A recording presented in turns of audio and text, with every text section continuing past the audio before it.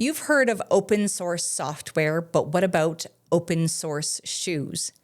What if a customer could submit their own shoe design and the winning ideas could actually be manufactured and a footwear company could build an international following by doing almost everything the fashion industry tells brands not to do? That company exists. It started as a counterculture Canadian shoe shop. It drew inspiration from everything from vintage footwear to the absinthe green fairy, and eventually became a small batch artisanal brand whose shoes actually look like wearable pieces of art. Strange designs, bold stores, unusual materials, and a fiercely loyal community. The founder seems perfectly comfortable making shoes that some people absolutely love, such as Madonna, Lady Gaga, Beyonce, Chappell Rowan, and other celebrities, while other people couldn't even imagine wearing them. Hi, everyone. My name is Alana, and I'm with Inspired Method Marketing, and today I'm talking about Fluevog shoes and what this wonderfully weird Canadian company can teach business owners. When you have a clear vision for your business, don't compromise it into something ordinary. John Fluevog has been making shoes people have strong opinions about for more than 50 years. And instead of watering down the designs to make them more acceptable and something that everyone is going to like, John Fluevog actually built an internationally recognized Canadian brand by leaning harder into the very things that made it different. That's what makes this company so interesting to me as a business case. When you have a clear vision for your business, don't compromise it into something ordinary just because ordinary feels safer. When it stands out, you have an opportunity for your greatest fans to find you. John Fluevog knew that he wanted his company to be creative, playful, unusual, and more sustainable wherever possible. And he knew that his shoes weren't going to appeal to everybody. More than half a century later, that may be one of the biggest reasons we're still talking about John Fluevog. The Fluevog story begins in Vancouver, British Columbia. After working at Shepherd's Shoes, John Fluevog teamed up with one of his co-workers, Peter Fox, in 1970, and they opened the very first Fox and Fluevog in Gastown. Even the beginning wasn't conventional. Some of their earliest inventory came from old footwear discovered in a Mexican warehouse. They marketed the shoes as brand new 50-year-old shoes. One of John's early designs was called the Pilgrim. It was a Victorian-inspired buckle shoe that was completely against the mainstream fashion of the time. It was something different right from the very beginning. And now think about how many entrepreneurs actually do the opposite of this.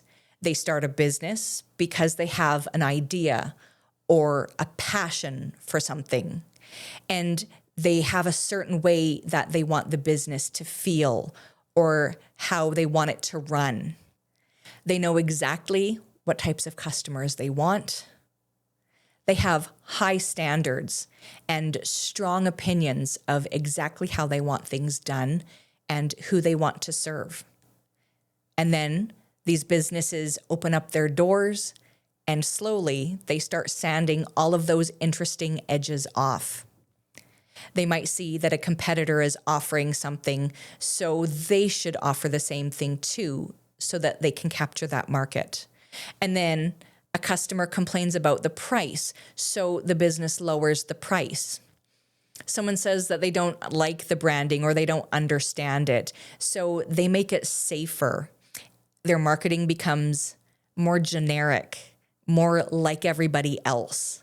Their products become more generic to try to appeal to more customers. And eventually, all of the interesting business ideas that they imagined before they even opened the doors to their business changes into a different version of everybody else's business. It looks like every other organization out there. Fluevog actually did the exact opposite. By 1980, the partnership with Peter Fox had ended, and John Fluevog Shoes was becoming its very own company. And this is one of my favorite details. In 1985, John sold his Jaguar so he could open up a store in Seattle. Like, really think about that for a second. Imagine taking your prized car so that you could sell it in order to open a business. That is true belief in the product that you're selling. After Seattle, he opened in Boston, Toronto, New York, San Francisco, Chicago, Los Angeles, Montreal. He was starting to open everywhere. By the 90s, the shoes were becoming popular culture. Madonna wore the famous Munster platforms in the Truth or Dare video. Lady Miss Keir wore the Fluevogs. And later, the brand would appear on people including Beyonce, Lady Gaga, Jack White, and even Alice Cooper. A little shoe business that started in Gastown had become recognizable far beyond Canada. But here's what matters for most of the business owners that are watching this. International growth didn't require Fluevog to stop looking like Fluevog. In fact, the weirdness became an asset. It was the reason why people sought this brand out. One of his most famous angel soles literally carries the message: resists alkali, water, acid, fatigue, and Satan. Because apparently water resistance wasn't enough. They also needed protection from the Prince of Darkness himself. This tells you something important about the company. They don't actually take themselves too seriously, but they take their identity very seriously.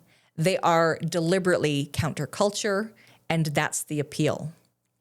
And it's a big difference when it comes to not just shoe companies, but businesses across Canada. Now, look at the Fluevog stores. The Gastown flagship is an all-glass, greenhouse-like structure that contains Fluvog's headquarters and design studio. Customers actually get to see the creative process, the place where the shoes are imagined, and the place where customers experience the shoes occupy the exact same environment. That's an interesting decision because most businesses try to hide the process. If you're ever walking by a Fluvog store and you notice the green absinthe fairy on the door, you know that John is in and you can see him hard at work. Fluvog essentially says, come inside, see where the magic happen, look at the ideas come to life, meet the people, and experience our culture. You're not just buying shoes. You are now entering the world of Fluevog. And there's a lesson in there for companies like renovation contractors, electricians, restaurateurs, dentists, any kind of retailer, or any small Canadian business. Does the experience of buying from you actually feel like the company that you say you are? If your brand says craftsmanship matters, do customers actually get to see the craftsmanship up close and in action? If you say that you have transparent services, are they actually transparent? Can you explain them? Can your staff explain them? If you say customer service matters, what happens after somebody sends an inquiry? If you claim you're different, can I actually experience that difference in real time? Many people mistake thinking that branding is their logo. Branding's not your logo. Branding is the collection of evidence that proves what you say about yourself actually holds true. Fluevog also has spent years experimenting with even more sustainable materials. Their goal is to make a shoe that is as environmentally friendly as possible. The company has used vegetable tan leathers wherever possible and water-based glues. The entire design team has developed soles using recycled factory waste, including thermoplastic rubber soles made from 100% recycled material and eco-rubber soles containing 70% recycled content. And here's the part I think a lot of business owners need to pay attention to. They aren't suddenly boring shoes. Sustainability didn't replace creativity. Sustainability worked within it. Fluevog's design team has explicitly talked about finding ways to reduce its carbon footprint without compromising quality, performance, or appearance. That's vision. It's easy to put values on an About Us page on your website, and it's much harder to make those values influence how you actually operate. Here's something else I love about the Fluevog brand. The Fluevog Chief Design Officer, Arabella Barros, explained in 2024 that the company doesn't approach trends in the same way that fast fashion businesses do. They actually pay attention to what's happening culturally around them, around the world. And sometimes their response to a trend is intentionally to do the exact opposite, to lean away from the trend and away from the fast fashion. Now think about how unusual that sounds in today's business environment. Everybody is watching everybody else. Businesses are borrowing ideas and copying trends and styles. What are the competitors posting? What offer is another business running?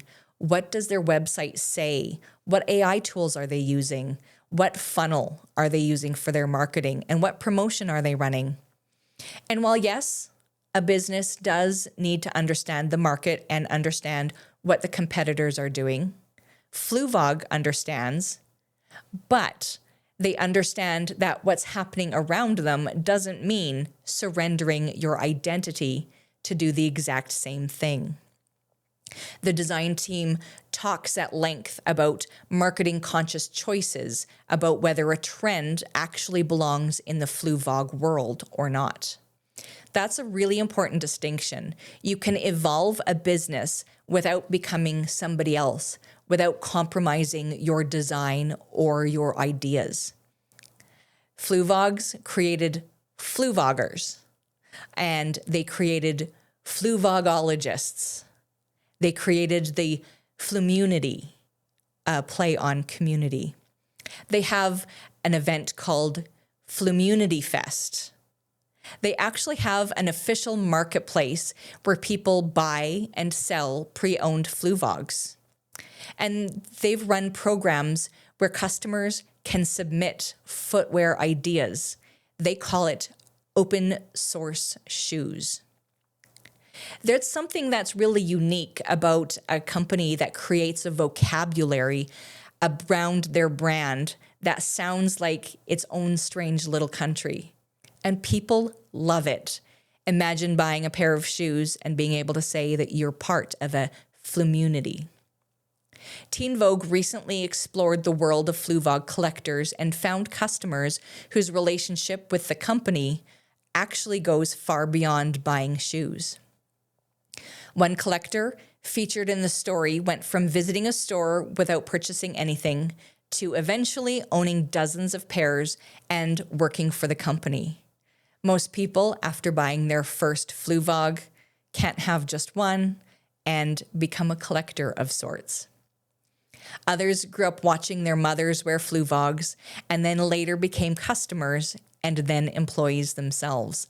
That's not just customer retention. That's building a world where customers see themselves, know that they belong in that world. And you can't manufacture that by sending a 10% off coupon every 3 weeks. People become passionate about the companies when those companies stand for something recognizable and unique. You don't even have to leave Edmonton to see the Fluvog brand in action. Fluvog's current Edmonton store has been serving customers since 2017 and moved in 2022 into the former Sam the Record Man building, retaining pieces of that location's history, including its original checkered flooring and basement listening station. You can see it on White Ave anytime you walk down the street. And that feels incredibly appropriate. Of course, Fluvog didn't choose a beige box and erase everything that was interesting about the building. They found a unique environment, and then that environment actually becomes part of the story. That's the mindset I want Edmonton business owners to steal. Not the shoes, not the strange product names. Please don't name your plumbing technicians plumologists because you watched this video. That's not the lesson I want you to learn. The actual lesson that I'd want everyone to learn is ask yourself this simple question. What would this business look like if we stopped compromising our original idea before we open the doors to our business? When you're growing a business, compromise often disguises itself as opportunity. You might start saying things like, oh, we could add this service that another company is adding. We could target these customers that currently aren't buying from us. We could copy our competitor. We could tone down our brand just a little bit, or we could even lower our price so that more people can afford us. We could make the product a little bit more normal, and all of those things are not actually opportunities.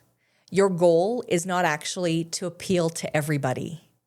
And sometimes these are the decisions that causes your business to lose a little bit of itself, one tiny bit at a time. Every small compromise moves another inch away from the reason the business was compelling in the first place. Fluevog has actually changed enormously since 1970. Not only did the company expand internationally, it also adopted new technologies, experimented with fun new materials. It collaborated with artists, designers, and celebrities. It stood out on purpose. It created online communities. It introduced recycling initiatives to the world. The business evolved, but the central idea survived. Make footwear that feels imaginative, magical. Make the footwear recognizable. Make it playful. Treat a shoe as something closer to a piece of wearable art than another anonymous object on a shelf. Make a shoe collectible. Build stores that feel like they're part of that same world. And once you've done that, create a culture surrounding it. Invite customers into that culture, and don't apologize when not everybody understands it or it doesn't appeal to everyone. Your company doesn't have to be strange. It doesn't have to be loud. It doesn't have to sell $500 shoes with unusual heels, but it should have a point of view. Because there's a massive difference between changing your business because you've learned something and changing your business because you're afraid somebody might not like it. If you have a strong vision, protect it, improve it, refine it, and don't be afraid to challenge it, review it. Does this still make sense? Find better ways to deliver it. But what you shouldn't do is keep compromising it until there's nothing memorable or interesting left. While John Fluevog started selling unusual shoes in Vancouver more than 50 years ago, today, people are collectors of them. Celebrities around the world wear these shoes on the red carpet, in their shows, in their music videos. Customers build communities around the world dedicated to them. There are Fluevog stores far beyond Vancouver, including right here in Edmonton, and the company still designs its shoes in Canada. The original idea behind creating a sustainable and unique shoe store hasn't left. And after all that growth, you can still look at a Fluevog from across the room and think, yep, I know that shoe's a Fluevog. And for a brand that's been around this long, that might be the greatest accomplishment of all. Know what you're building and know why you're building it. And when that vision is what makes your business worth noticing in the first place, don't be too quick to compromise it so that you can look just like everybody else. Thanks everyone for watching. I will see you on the next video.